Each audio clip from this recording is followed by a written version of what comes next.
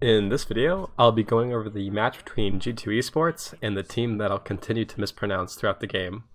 G2. Zifu. Zisu.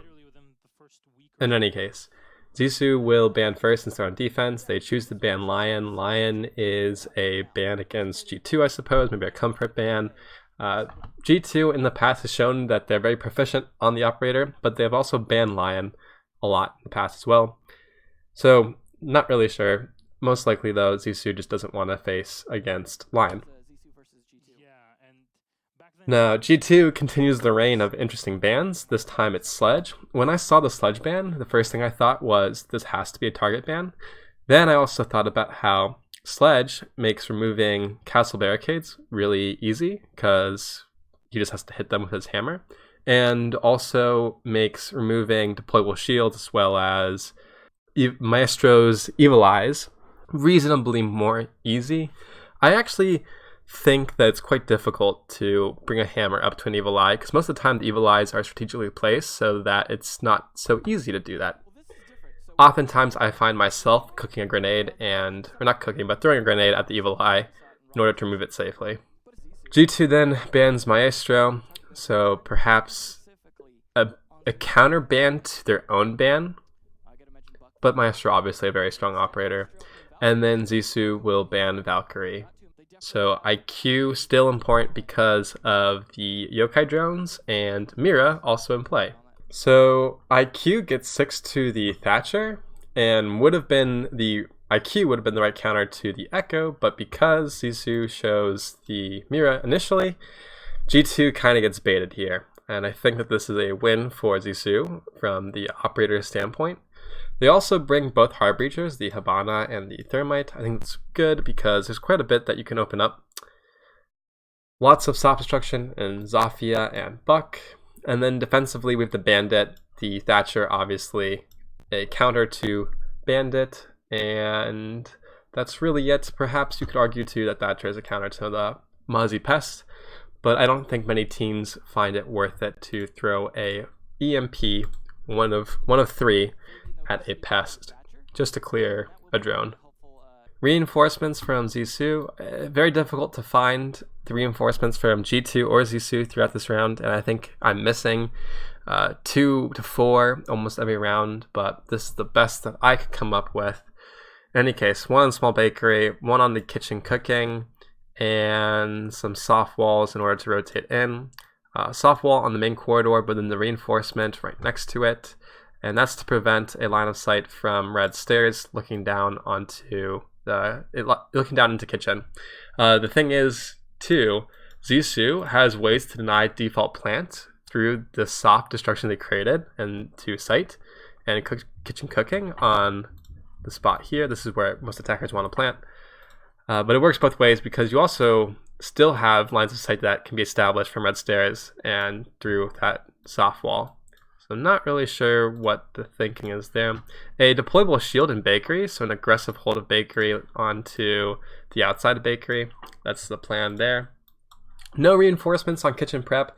I'm not really sure why these 2 walls would remain soft. At least one of them should be reinforced, and it's almost always going to be the one that I'm drawing a ball for.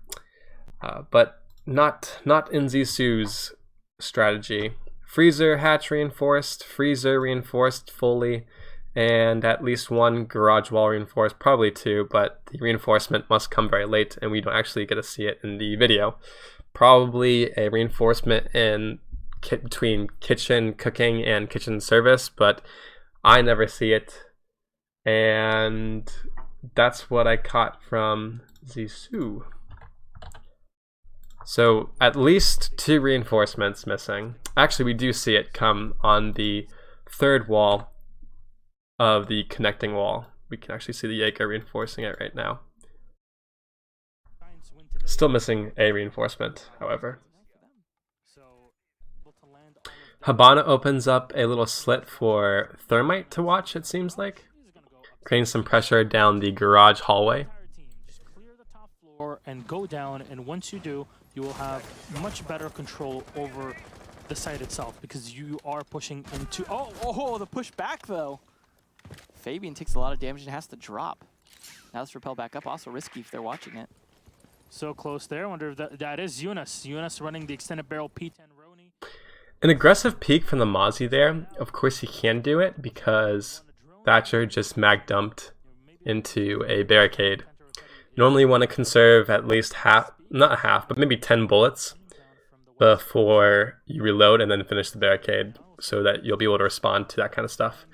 Goga able to get a pick from the garage wall. The Habana pellet, already useful. And that pressure is more than just pressure, it's a kill.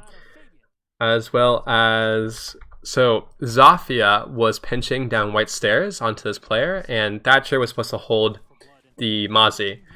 Well, there might have been some call, or actually I think the ping onto the Mozzie right there probably made him a little jittery. And so he wanted to rotate out of his position, but he's playing way too aggressive, so he can't rotate, and Thatcher is able to kill him. G2 knows that they can drop down from second floor onto the first floor and make their way into the basement. Or I guess it's the third floor and second floor, and then make their way onto the first floor. G2 getting ready to soft breach. There's an opportunity that I just saw for a player to move up onto the marble stairs and start contesting this horizontally and alleviate this vertical pressure. Kind of a sloppy, not a sloppy, but just a lazy nade from Pengu, but still nets a kill. Not really cooked. G2 drops down the freezer hatch and is planting. So difficult for them to push through, or maybe they read into this, maybe they don't. But G2 decides not to push through bakery, and whether they know it or don't, there was a deployable shield there set up in order to contest that push, as well as rotates and whatnot. It's possible that this alt push takes Zissou off guard, and that their defensive setup just isn't really made to support it. I don't understand the bandit pick too. If you're going to leave two walls into site soft, why would you bring bandit? What would bandit even trick? Not clear to me. And also it's worth mentioning that his utility is still on hand. So perhaps the Cade would have been more beneficial, but G2 also brought the Thatcher. Of course they 6'd onto the Thatcher. Questionable defense from Zissou. And that's why G2 beats them with a 3-1 advantage in the end there. From Zissou we see the Cade as well as the Legion. Both are countered by Thatcher. So Thatcher, very important here. The dock onto the Legion 6 is whatever. So pretty default strategy. 2 reinforcements on red stairs. 4 reinforcements in, actually 6 reinforcements in Cigar Lounge. It's typical for teams to leave this wall soft, but not atypical for Zissou with their strategy here. And I think I'm missing 1 reinforcement. Yes, I am. On Cocktail Lounge, there's also reinforcement. So some soft destruction and rotates between Cocktail Lounge and bar, as well as the Cocktail Lounge entrance and back store.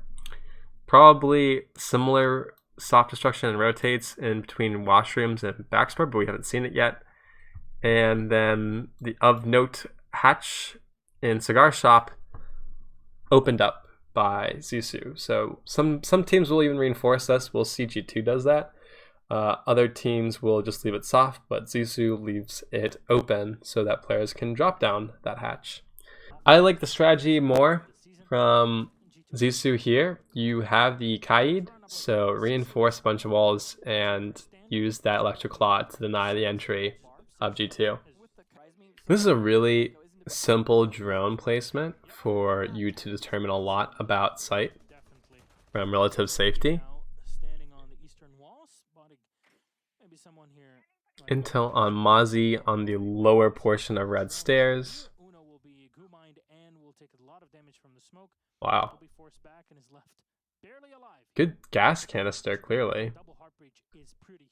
Smoke must be in a very aggressive position in order for him to hear the drop of the Habana and to be able to deal that much damage onto her.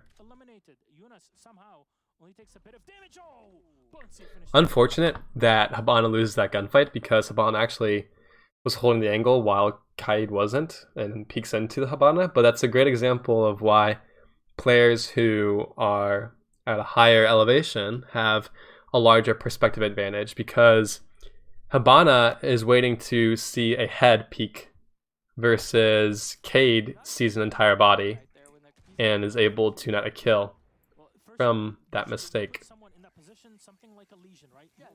Or not even mistake, but just poor timing. So Thermite's dead, which means that the round is probably over.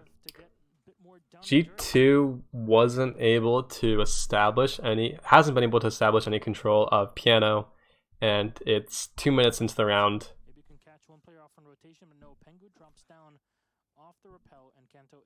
Until we start seeing in the meta some kind of like white stairs push, if you can't take control of Piano, then it's a big problem for how your attack is going to go.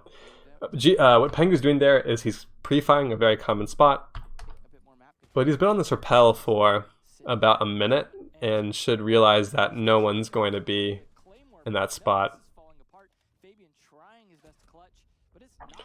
It's noteworthy to remark that the Jaeger and the Kaid were able to sit in Piano that entire round and stay in that position the entire time until they actually needed to peek out in order to contest the Thatcher, who had looked like he just dropped Skylight, kind of a YOLO play. So Zissou able to lock out G2 of Piano, and that's how they win that round. Get someone on one of the Piano rappels. It's risky because there's a lot of runouts, but necessary when there's two players who are holding in Piano. I have a feeling that G2 will probably lock into these 5 operators. They're very meta, they're very good. There's no reason really to deviate from them unless you see different stuff from Zissou. But the Thatcher, as I've said a million times, very powerful, counters literally all of these operators that Zissou are bringing. The new one being the Mute, so will make droning even more difficult in combination of the Mozzie. I get really tired of casters saying that. I'm going to not mention that ever again. And then the Legion just to stall the push. I think Zissou noticed that if we can make it difficult for G2 to entry, then through a lack of droning, then we can lock these guys out of actually taking the map control that they need to take. So the Mute and Mozzie relevant in that regard. I like this view more because we see all the soft destruction that Zissou is opening up. And that's to give you lines of sight into sight as a defender in order to deny any plant that might happen in Fireplace. There's also a double or a quad reinforcement in library or reading. Top floor reinforcements shouldn't really be a surprise, but again, unsure where the other 4 reinforcements or 3 reinforcements go. So 2 on the bar back store wall, and then 1 in cocktail lounge. Don't think we saw a deployable shield next to that either. But that's 7 reinforcements that I caught in the VOD. Could be that there's some very creative placements of these reinforcements. And I blinked and it suddenly becomes a 5v1. I need to back up and see what just happened. I have no idea. Yeah, so worth noting that I found another reinforcement, and that's soft wall and laundry, and then a reinforcement next to that soft wall. And that's just to give you a little presence in that room. But still, 2 reinforcements that I cannot find. We'll see if they decide to do the same reinforcement strategy, which is to not reinforce site as much. And I'll save my piece about not being a fan, because you've also brought a bandit who should be tricking the wall, but can't trick the wall because there's a soft wall right next to him. There is a rotate that Zissou has made consistently, which is the VIP into dining room rotate. Some foot level peak holes on the lower part of kitchen prep. That's to help contest the entry. We just heard an Excaro pellet detonate, most likely on the garage wall once again. And so most likely, and it looks like it, Gogo will hold that south position and kind of rotate while droning too. There is a defender on white stairs. They're slowly droning towards it. Downstairs or Sisu, you mentioned the pulse, definitely the big part of the defense, but the Nitro Cell being played by Yunus again. No hit through that, and Uno should have a drone up right next to him to give him info. It's kind of funny what just happened there, because watch the drone here. The drone will spot the Mozzie and then back up. Habana doesn't aim until the drone is actually behind Habana, which means that the intel comes out way too late. And that is poor communication from whoever was droning there. Or a slow reaction time from Habana, Uno. But I'm doubtful that that's the case. I want to point out the way that Thermite is holding the Habana pellet and also how G2 is opening this up. So they've actually created the pellet in the top left hand corner. I believe from spawn or maybe even top of the white van, you can get angles down into the hallway. It looks like Thermite was able to kill a player on white stairs though. G2 is spending a lot of time. What he's doing is going on upside down rappel. Why is the garage wall soft though? Like, I don't understand where Zissou is reinforcing. See, that wall is soft, and we also see that Thermite hasn't used an exothermic charge. And I'm not saying that you should always reinforce garage wall. Actually, I think that there's viable strategies without reinforcing garage wall at all on a basement defense. But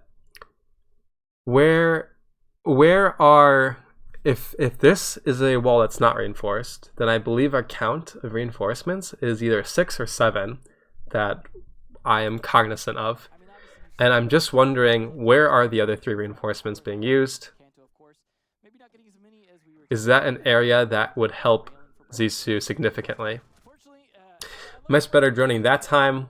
I love those kind of pinches with a drone and a player because in Pro League and in Ranked, you should almost always expect a player to follow a drone, but not the case there.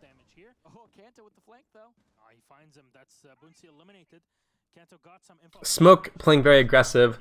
I think he still had 3 gas canisters in his pocket. At this point, it'd be a miracle if Zissou were able to hold out. Despite how slow G2's been taking the site, very difficult for these defenders to hold on to the now 1v4 for a total of 40 seconds.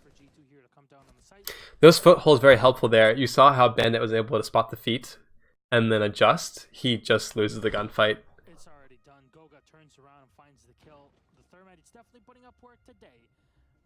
G2 solidify a lead right now. Like that right there is Goga basically pre-firing a very common angle, or what he expects a player to do, and that is contest him through a small bakery.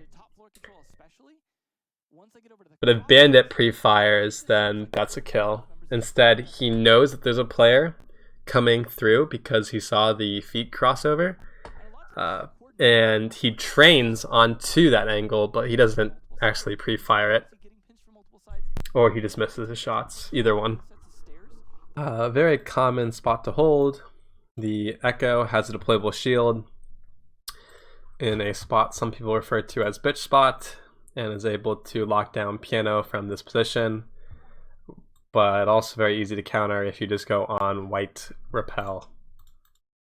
So you're always isolating that roamer and then taking. Ooh, we also have Smoke with a deployable shield, and I believe he'll play in a position right by the red drop. He's got a shotgun, so he's able to deny any push through red. And the deployable shield helps him from the piano rappel and maybe getting angles there. Also, the Kaid is gonna do one of those coconut nutty angles, backing up on the piano stage. So he'll punch a hole right here, and he's able to get an angle onto the window rappel. So counters to counters. So we do see the smoke playing this possession very aggressively, as well as the echo. Like, the attackers are just trapped in red right now. Where do you go? Because if you try pushing... That's a very cool flash. It's a very, very cool flash from Hibana, trying to push the smoke here. But you need to go. You just use the utility. Ah, there we go. G2 does have a way to deal with this deployable shield. It needs to be removed, otherwise this push from Hibana probably not going to be successful. And the only way to deal with it from G2 is Buck, who is on repel right now on the piano, and he could toss a nade onto that deployable shield to remove it. But out of position. A round out from the Mozzie onto Pengu, no Claymore either to punish. But because he needs to rotate and is detected the entire time, Kanto able to refrag. Kanto just looks like he pushed deep into bar and able to get a two-piece. Great play from Shate. The reason why the man goes prone there is because of how unexpected that hold would be from really any player. Like, no one's expecting him to be prone on the body of the player that he just killed. They're expecting him to run around. Honestly, he could have ran away and played the plant, but perhaps the aggressive play necessary in order to not get shot in the back as he's moving away. GiFu will bring the Kaid and the Bandit, but they're also opening up more walls. We just heard Kaid open up 2 on the freezer wall. Very confusing. Shate on the echo behind the deployable shield, holding bakery very aggressively. Last time G2 wanted nothing to do with the player in bakery and decided just to basically open up vertically and then push down through the freezer. Given that there's no change in operator lineup and actually more hard breach denial, but same defensive idea, I think we'll see the same push from G2. See how good that cam is? Just use the drone and skylight, able to do so much. So G2 presumably just droned all of 3rd floor. They tell Hibana to drop down through skylight and take the control. You have the IQ who's pushing her drone down through the 1st floor. I don't know if they've droned at the 2nd floor though, so that might have been too early to drone down 1st floor. Looks like they have, because they've just taken control of 2nd floor.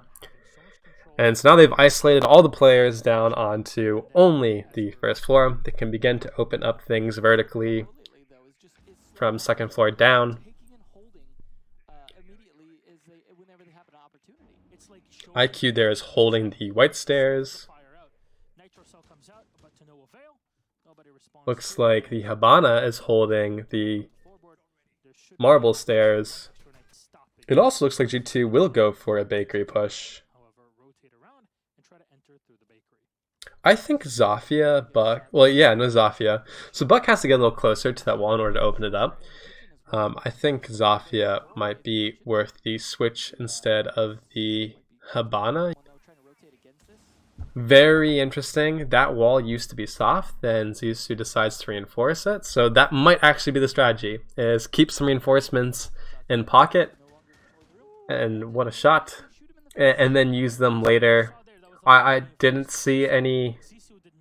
I wish we could see the number of charges in Bandit's pocket, because what exactly? So Bandit has 3 charges in pocket, meaning he's only put down 1. Somehow wasn't able to trick the bakery wall. Maybe because he thought there's no way these guys push this late through bakery. Well, G2 is now. Ball's already open, so it's fine. Goga goes in for the plant, and instantly Yana Makes up for it with that kill onto the planter. as there's 10 seconds left, you need to go for it. The Echo just got killed, which is pretty huge for G2. And off the rotation, there's still one left. Pangu, solo. I still think that the operators that Zissou are bringing don't really match the strategy that they're bringing out. How does Bandit let that wall get opened? I mean, G2 clearly lost that round, and convincingly, but it could have been an even larger gap if Bandit tricks that wall. Bandit doesn't use the utility that Bandit has. G2 able to open up the wall, able to begin a plant, and while the coverage wasn't good enough in order to get the plant down, still leaves me with some questions. G2 decides to bring Mira, which is, a very strong operator. Why not bring her? And also Echo, same story. But the real highlight in this strategy is going to be the Mute and Castle combo. We talked about this earlier. Sledge, probably the most efficient operator opening up castle barricades. Mute makes it so that if you try to use breaching charges, you are unable to open up castle barricades because the jammers disable the breaching charges from going off. And based on Zissou's lineup, they have 2 operators, most likely, because almost every gridlock will bring smokes, but only 2 operators, I guess Thermite, who will bring those breaching charges and able to open up those castle barricades, which means that Thatcher will most likely have to use up to 2-3 of his EMPs on mute jammers. What I would have liked to see from G2 is, because you have a strategy set around draining utility from Zissou, specifically the Thatcher, bring the Kaid, bring the Bandit. If you make Thatcher use 2 of his EMPs on castle barricades, how are they going to be? He has to use 1 of his EMPs on a Kaid wall and potentially doesn't have another to disable the last of the Kaid charges. Or room for an improvement from G2. Really cool from G2. They have a castle barricade on the window of Cigar, as well as the other southern window of Cigar, and one between Cigar Shop and Cigar Lounge. Soft destruction, foot level, on the bottom of Red Stairs. They also reinforce Cigar Shop's hatch and open up some soft destruction in that little room too, so that a player can very aggressively peek down or peek the hatch drop from that position. And we'll actually see that happen. Cool little play that they've set up there. Mirror window on the bar back store. This gives you complete coverage almost of all of Cigar with that window there. And then obvious soft destruction in order to enable that mirror window so that they can peek out. I would have liked to have seen this wall reinforced because there's actually no coverage from any angle and it's left soft in their reinforcement strategy, but they don't do that. A wall on Cocktail Lounge with a mirror window as well that looks out onto all of Bar. And since there's no, like I said, there's no soft destruction here, why not either open that up so that you give this mirror more coverage or reinforce it, which is actually what I would recommend doing. I think they reinforce the hatch and Cocktail Lounge as well in case a nade flies over or something. And then 2 reinforcements on washroom wall. One additional on the bar back and most likely a rotation between there, another rotation and bar back 2. So 1, 2, 3, 4, 5, 6, and 7 Once again, we are missing 3 reinforcements. I have no idea where they are, if they're used. Maybe they're kept in their back pocket for later. But the obvious highlight of the show is the fact that you can now have a player who can stay in Cigar Lounge and hold this very aggressively because they have coverage from the mirror window. And also these castle barricades isolate lots of angles that attackers would use in order to contest the player in Cigar Lounge. Very cool, very counter meta. So because of the mute jammer, IQ can't blow that up. It will force a Thatcher EMP to be thrown on the windowsill in order to enable the breaching charge. This mute jammer, although it looks like it's placed terribly, denies a drone from droning in through this hallway and is very important for the kill that Pengu eventually will get as mute sitting in that cigar shop. Shop, I guess. So yeah, Thatcher has used 2 of his EMPs. Imagine how difficult it would have been for Zissou to get in if Thatcher hadn't died there and G2 brought an additional operator in the Kaid instead of, say, Echo. I don't know if you need to bring Jaeger. Mira here is able to play very aggressively. Probably needs to rotate out now that those windows have been opened. But look at the soft wall there. Makes it very difficult to drop into Red Hatch safely. And even more difficult when there's a mute who's watching a drop. Pengu gets one. You're not expecting anyone to be sitting in Cigar there. There's no drones that can find any info, but still, Boonsy gets one. He's close. Mira's supposed to have the crossfire there and make that an actual kill box, but she needs to reload, it looks like. Or maybe just whiffs her shots. Nice aggressive play. So Capitao is trying to capitalize on the player rotating out of the asphyxiating bolt. Knowing the angle that Capitao used to shoot that firebolt, Jaeger is going to peek and pre-fire that spot and able to net a kill. The round is over, folks. There's no way that this Thermite's going to win a 1v4. Mira, once again, I don't even think that you can say that you need to bring Twitch, because what you really need to bring is Zafia or Ashe to help with removing those castle barricades last round. Without castle on the board, probably a lot easier for Zissou to deal with what G2 could bring. That being said, they banned Sledge. They just showed in the first defensive round that there's a priority on bringing out castle and using castle strategies. I'm Zissou. Despite the reveal phase, I'm probably bringing a Ashe or a Zafia to remove those barricades and subbing out either Gridlock or Capitao, who I would think are more replaceable. I don't know if it's worth doing the reinforcements for this round. I think Pengu fucks up because there are 2 reinforcements that Pengu place on the bar back store, and then that same mirror window that we're used to, that we saw last round, placed on bar back store in order to presumably look into Cigar Lounge, but because of the reinforcements that G2 bring out here, only look into bar back store. And I don't know if this area is such a hot zone that it requires a mirror window placed there. A reinforcement on Cocktail Lounge with a mirror window there too.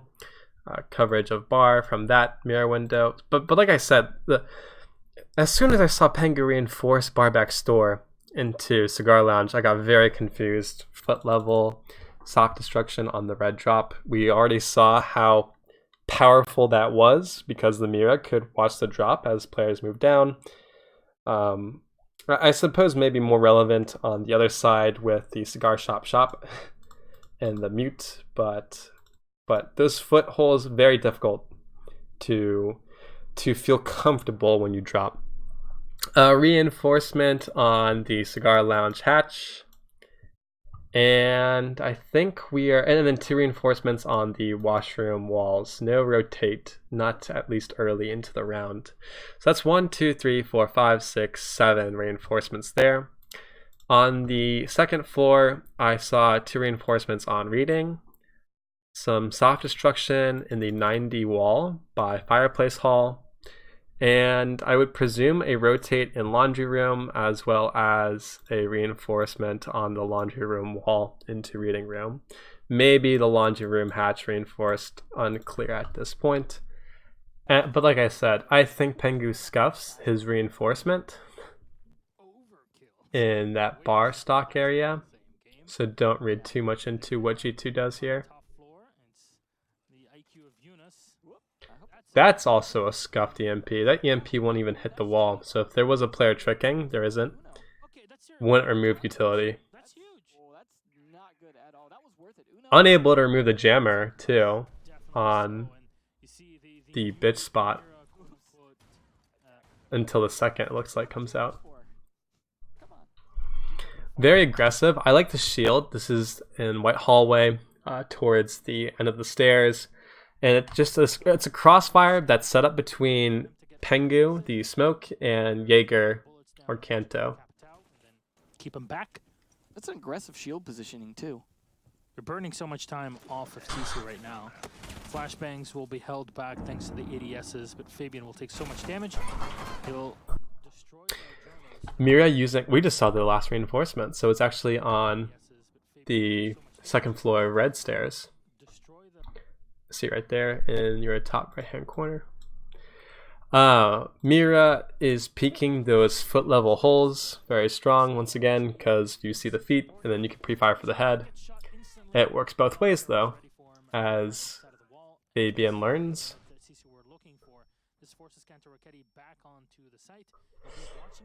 And because they've lost 2 players, G2 decides to rotate back towards site. That is the correct call. You're not able to hold vertically anymore unless you start opening up lots of lines of sight down into sight, and you can hold vertically like that. But the smoke and the Jaeger are really trying to contest the White Hall instead, so change the strategy. Looks like 1 player will remain upstairs and try to hold vertically. It is definitely falling apart for G2 though. Like Goga maybe nets a kill up there. Doesn't actually. In the 1v2, Pengu needs to isolate any 1v1s he can.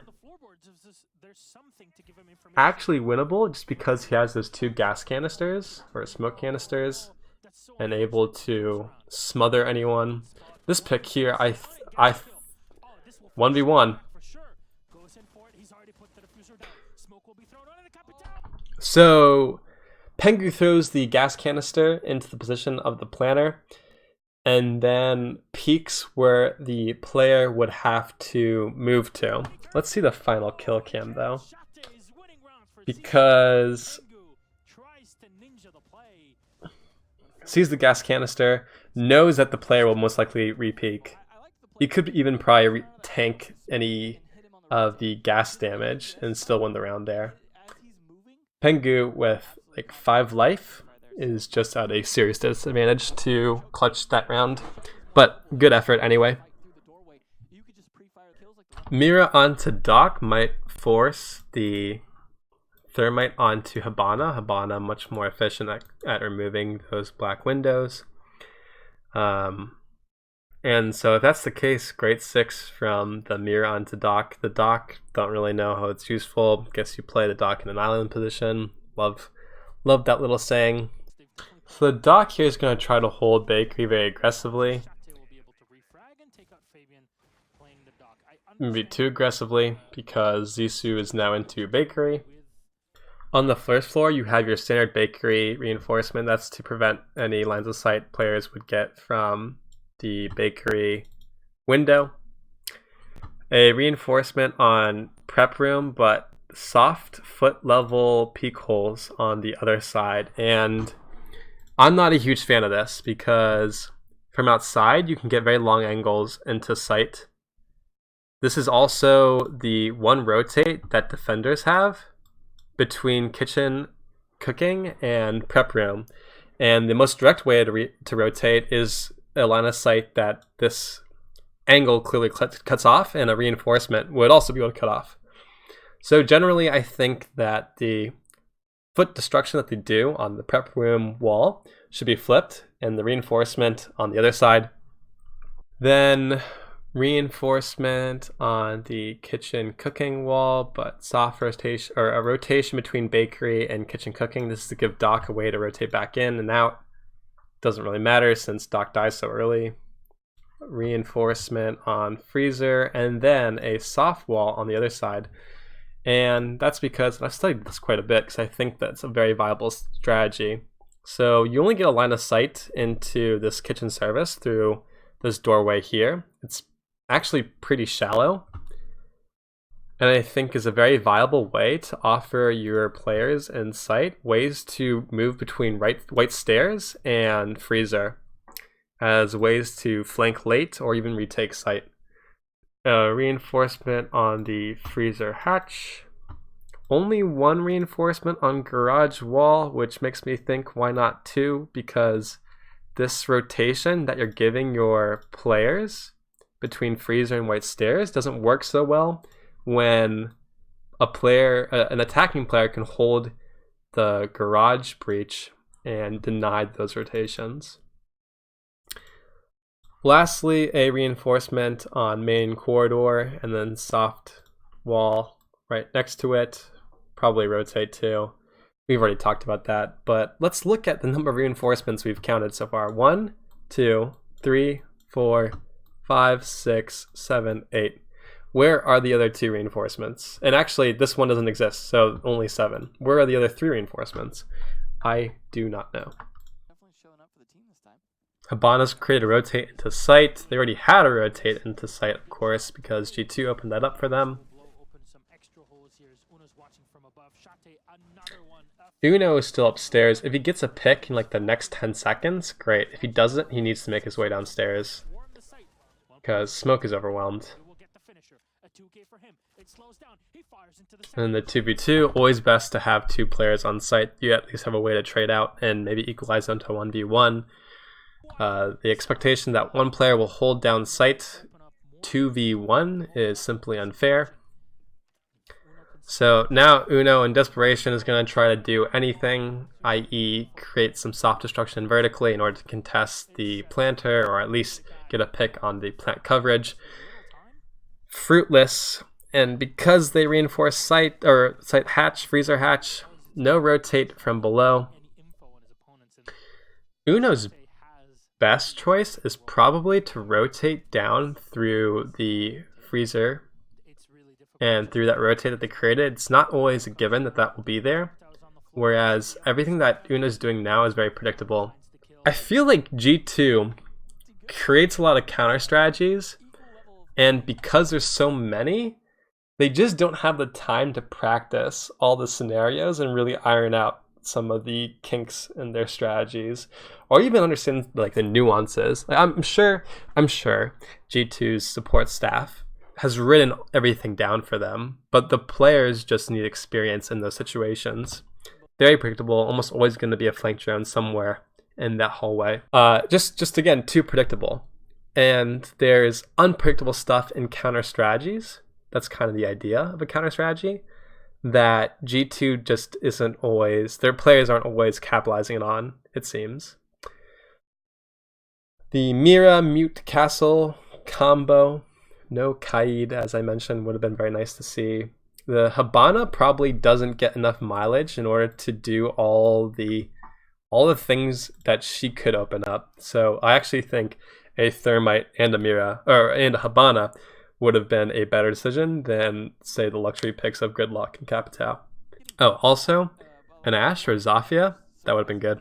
Like last round, Zissou didn't lose when they attacked the 3rd floor. They didn't lose because of any kind of flank. They lost because they couldn't get into the building easily. And that was because of the castle barricades, as well as the Mira. Like, G2 is going to keep this wall soft once again. And while Gridlock can shotgun out a clean rotation, it takes just too much time. Bring Zafia to do that. Zafia also capable of removing those castle barricades more efficiently. Kind of cool. We just saw Jaeger place an EDS in order to catch any kind of Zafia launcher or Ash launcher. We're trying to open up that barricade from the window rappel. Like, Capitao is actually gonna just punch that castle barricade. And I think we just heard Hibana open up the castle barricade there. That's just a complete waste of utility. A hard breacher when there's a Mira opening up a castle barricade. G2 like already wins because they just sapped so much utility from castle, from playing castle. That just should not happen. Look, and Thatcher has 0 screw tops. He's unable to remove anything that's electrocuted at this point. Kaid or Bandit would supplement this defensive strategy so well. Probably don't need Echo just because when's the post plant going to happen? Noteworthy that Pengu just died in that same spot. He's playing in a position that's way too predictable. But you know what's unpredictable is Kanto the Jaeger is going to move back into that position and retake that control. Movitao is up close and Shate has already moved in. No one has spotted Kenta Roketi just yet. No drone that moved right into him. The Capitao is going through the barbed wire and Kento is hungry for a kill. The drone will come in. I think it's droning new spot.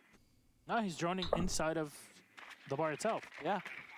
Well, this is bad timing here. There you go. Free kill on Movitao. Can he find the second on the Capitao? Pre-fires right into him. The Capitao is definitely an advantage for Sisu. Yeah, and they still got enough time to work with here, but Let me look at that again. Looks like Shate just kind of has a brain fart. He should shoot the default cam there, but decides not to. And then gets worried that there's a player in that position, but doesn't actually shoot. Once again, Hibana opening up a castle armor plate. I think Jaeger is just playing very aggressively near the bar area. But Hibana probably doesn't know how close she is to Jaeger here. Yeah, and she will die finally from the Jaeger.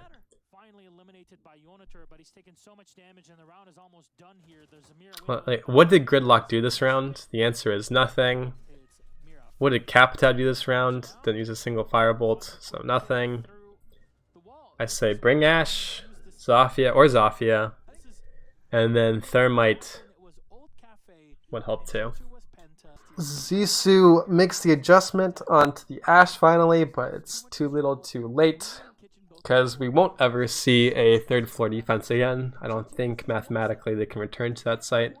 The Twitch comes out because Mira is such a nuisance to Zissou at this point. So we do see a little adjustment from Zissou actually this round. But man, is it late. No angle onto the Mira placement here, just kind of waiting for the player to get antsy. Of course there's an ADS, so this swing in, probably ill-advised, because you don't have any advantage there. If the player peeked onto the rappel, would have been able, most likely, to kill the Ash. Not the case. We have a very nice pinch here onto the player in that Mira. But not if the player doesn't shoot. What? Movitao just clearly did not understand the call out, and Shate did not peek with that pinch there. Like, how does... So Mute gets a triple kill, but really shouldn't have. That was one of the worst rounds I've ever seen. But I don't even understand. I don't understand where the confusion could even be.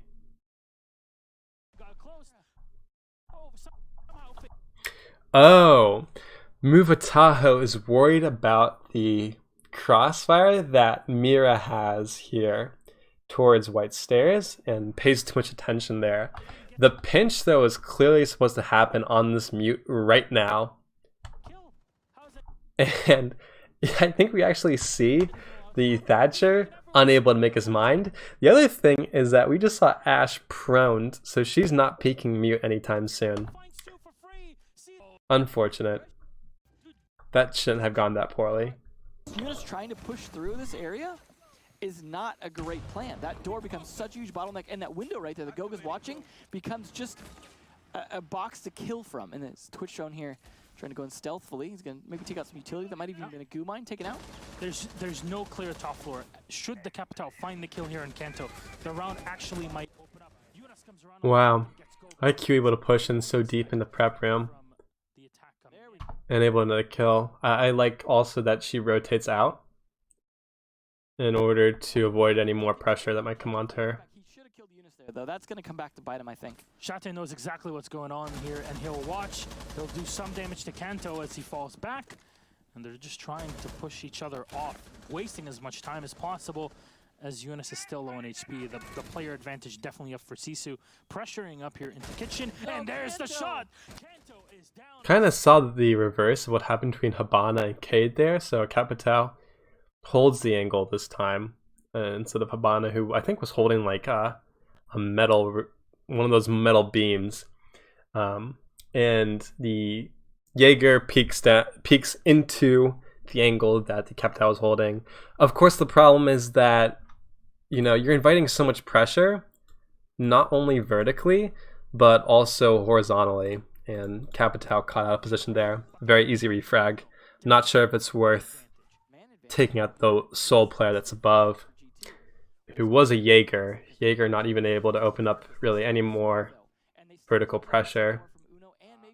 Oh no! Pengu lost! Movataho at the perfect moment peeks around in the hallway and he gets it. Uno will have to put himself in this position now. Flashbangs are thrown right into his face. He pre-fires into the IQ. Gets one kill, goes in for 2v3. I just want to point out that, you know, Mozzie, despite being allowed to rotate above, could have, but doesn't. Instead, playing sight, because when it's a 2v anything, you play sight. Gets one kill, goes in for the reload. 10 rounds left, but it doesn't matter. Fabian goes for one, for two. He denies it. He's got the pistol out. He's going to run away. He knows where that diffuser is. Fabian, it's all on you. The hopes of G2 are going to Japan dwindle. So what Fabian did there is he's giving up sight. It's a 1v1. You know at some point the player either needs to push you, which in that case Fabian will allow to happen, right? It has to allow to happen. But ideally you wait for the player to plant, put time against them, and also force them to be in a very vulnerable position for those 7 seconds. You don't even necessarily need to contest the plant. You just need to see whether or not the attacker will actually commit to it. Thatcher does so. Fabian will move in as the barbed wire will reveal his position for just a moment. He's up close. Thatcher turns around. Fabian clutches it. He gets it. The diffuser is down, and it's going to be eliminated. A great play from Fabian. One of the most entertaining games I've seen this season, for sure.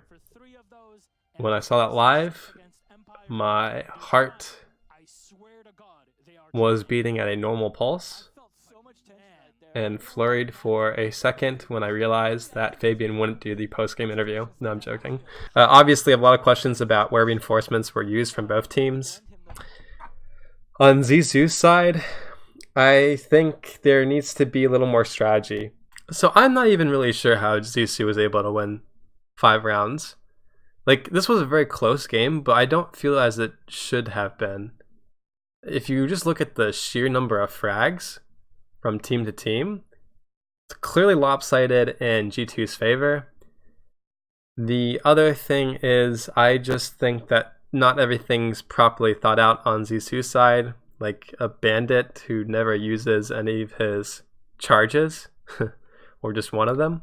On G2's side, I think that strategies could be further augmented and might even need some refinement or more understanding from the players. I'm not really sure. Like that bar stock reinforcement, when there's a mirror window on the other side, I don't know if what you're hoping, fingers crossed, is that they open up. If they open up, say, this wall with a thermite breach, and then, whoa, actually, there's a mirror window that now looks into all of Cigar.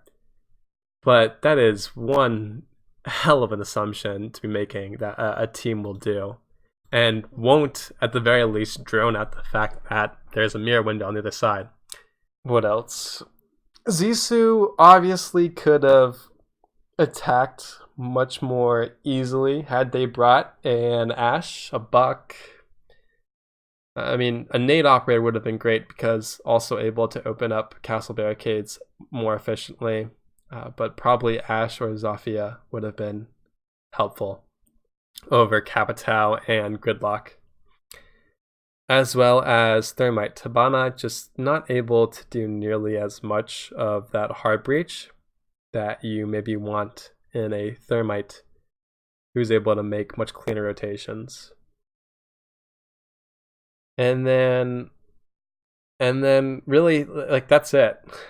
Like, so what does it come down to? Zissou brought the wrong operators a lot of times, and then questionable strategy with those operators. G2, questionable reinforcements, and maybe better operators to bring. Those are kind of my post-game notes.